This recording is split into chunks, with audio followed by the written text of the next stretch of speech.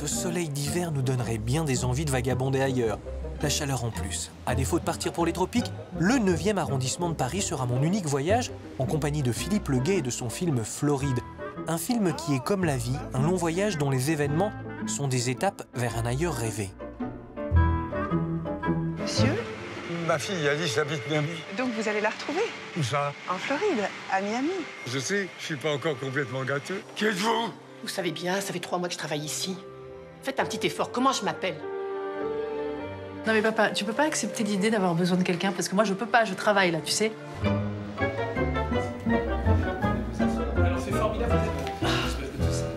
Philippe Leguet, merci de nous recevoir chez vous pour parler de Floride et pour commencer ce regard sur votre travail de mise en scène qui est l'adaptation de Florian Zeller, Le Père.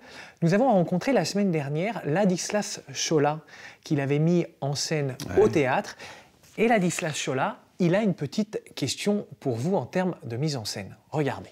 La question que je pourrais lui poser, c'est à quel point le fait de voir cette pièce l'a brimé ou au contraire a ouvert son imaginaire. La pièce a libéré mon imaginaire, elle ne pouvait pas me brimer puisque tout vient de cette situation, de la pièce, de ce père qui progressivement perd le sens de la réalité, rentre dans une espèce de flou, de confusion, mélange le passé et le présent, ne sait plus trop où il est, qui il a en face de lui. Et là, évidemment, il faut créer tout un monde. Est-ce qu'on va tourner en Provence? Là, on a tourné finalement près du lac d'Annecy. Il faut imaginer qu'il avait un passé, donc il a eu un métier. Là, en l'occurrence, on a choisi qu'il ait dirigé une entreprise de carton, donc il y a une usine. Voilà, donc toute une série de décisions arrivent pour donner un poids et une réalité à la fois dans l'espace et dans le temps au parcours d'un personnage qui, au théâtre, va du fauteuil qui est en position A au fauteuil qui est dans la position B. J'aimerais savoir comment ça se passe au lit avec votre mari. Je vais pas recommencer avec ça. Quel genre de caresse vous préférez? Madame Forja, vous pouvez pas me faire ça! Je dois vous prévenir, mon père aime pas trop l'idée d'avoir quelqu'un pour l'aider. Vous avez eu le temps de prendre cette place. Elle va pas durer longtemps. Je sais, bientôt vous allez mourir. J'ai l'habitude avec les personnes vieilles. Philippe Leguet, vous êtes diplômé de l'IDEC qui a disparu et s'est transformé en la FEMIS. Vous venez du montage et en ça, vous prolongez une école qui est celle de Soderbergh ou de Robert Wise, des monteurs-réalisateurs ou des réalisateurs-monteurs. Robert Wise, c'est celui notamment qui avait monté le Citizen Kane. Et Orson Welles disait « Le montage n'est pas l'un des aspects du cinéma, il est l'aspect du cinéma ». Oui, le montage, ça a été l'expérience vraiment fondatrice pour moi. D'autant que j'avais un professeur merveilleux qui s'appelait Henri Colpi. Henri Colpi, il a eu une palme d'or en même temps que La Dolce Vita pour un film qui ressort d'ailleurs en ce moment, qui est Une aussi longue absence. Et c'était un homme merveilleux, il avait monté les films de René, en particulier Hiroshima, mon amour, et je crois l'année dernière Marienbad. Et lui, il aimait citer cette phrase de Godard qui disait que le montage est le fin mot de la mise en scène. Voilà, donc c'est le montage qui donne la raison d'être, disons, à la fois stylistique, c'est l'écriture, c'est le tempo, c'est le rythme, mais c'est aussi cette chose qu'on découvre en fait quand on rentre dans une salle de montage, qui est le rapport à l'acteur. Parfois, il y a un plan séquence qu'on adorait, mais on s'aperçoit que l'acteur était très bien au milieu au début de la première prise et formidable à la fin de la troisième prise. Et on va essayer, plutôt que de garder l'unité du plan, peut-être de trouver une façon de garder les meilleurs moments, au risque de compromettre, je dirais, une sorte de pureté stylistique. Si vous étiez arrivé à l'heure, ça serait pas arrivé, hein? Quand ma fille va savoir ça. Vous lui direz pas à votre fille. Alors donnons. Vous m'emmenez en ville. Pour moi, l'histoire, c'est un père qui n'arrive pas à dire à sa fille qu'il l'aime. Et c'est vrai que l'une des inspirations autour de ce thème du père et de la fille, c'était le cinéaste Ozu.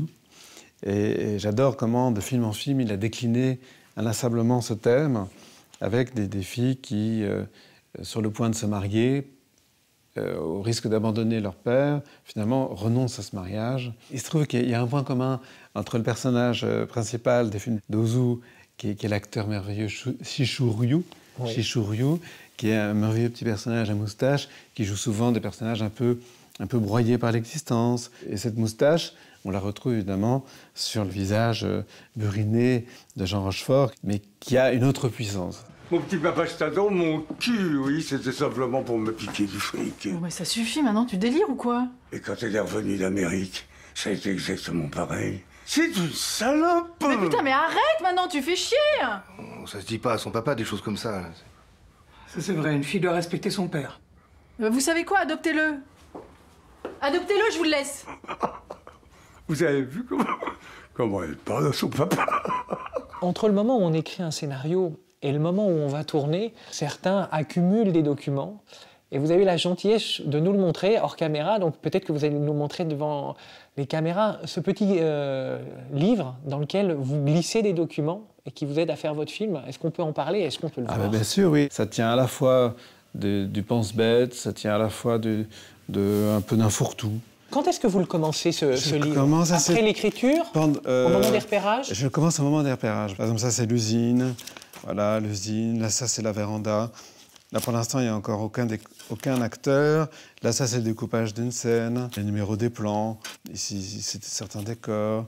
Là, c'était une référence au film Les Fraises sauvages de Bergman, qui était vraiment un film... on ne pouvait pas ne pas y penser. Voilà, ça, c'est le décor avant qu'on intervienne, des petits dessins. C'est pas aussi sophistiqué qu'un storyboard, mais... À qui il est destiné, ce cahier? Principalement à l'équipe, à mon chef opérateur.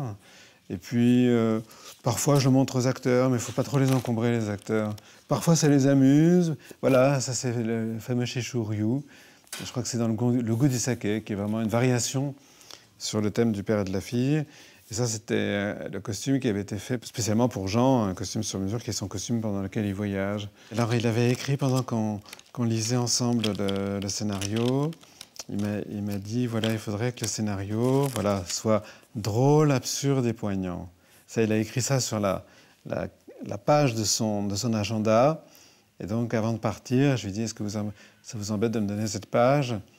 Et il m'a donné, et voilà, je l'ai collé dans mon cahier. Et vous en êtes fait une ligne de conduite de ces trois... Absolument, drôle, absurde et poignant. C'est vrai que si on est arrivé à faire ça, à ce moment-là, le film n'aura pas été en vain. Voilà. On termine toujours ces entretiens avec les metteurs en scène par cette question. Pourquoi filmez-vous? J'ai l'impression que je filme pour intensifier à la fois ma vie et peut-être la vie des spectateurs qui un jour verront le film. Cette idée d'intensité, c'est vraiment quelque chose qui me frappe toujours quand je suis sur un tournage. Et j'ai l'impression que cette intensité de vie nous rend plus présents au monde et plus présents aux êtres qui nous entourent.